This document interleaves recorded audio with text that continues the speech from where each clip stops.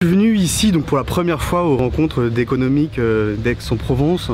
à l'invitation des rencontres d'économiques et en particulier de Danny Bruet qui est le correspondant local des Amis du Diplo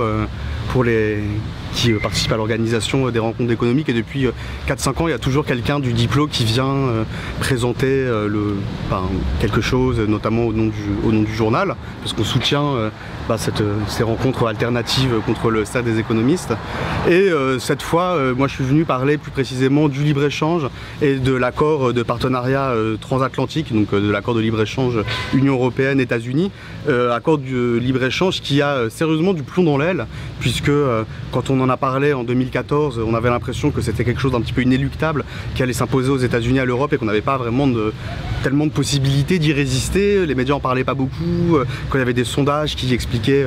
qui demandaient aux gens est-ce que vous savez ce que c'est que le grand marché transatlantique, les taux de gens qui ne connaissaient pas du tout ce que c'était étaient vraiment impressionnants. Et 2 ans plus tard, la situation a pas mal changé, puisque les gens, un grand nombre de communes se sont déclarées communes hors TAFTA, qu'il y a un certain nombre d'élus qui désormais prennent position contre cet accord, et cet accord a beaucoup de plomb dans l'aile. Donc je voulais le présenter un petit peu, mais surtout le réintroduire dans le cadre beaucoup plus général de la manière dont le libre-échange s'est imposé dans le monde, parce qu'on imagine souvent le libre-échange comme quelque chose de totalement dématérialisé, quelque chose de très abstrait, alors qu'en réalité c'est quelque chose de très concret qui se matérialise dans l'espace, qui crée des rapports d'inégalité territoriale massive à l'échelle mondiale, tout ça par l'organisation du transport des marchandises, la production des marchandises, de la sous-traitance, etc. Et du coup, j'ai voulu réintégrer, l'objet de ma conférence sera donc de réintégrer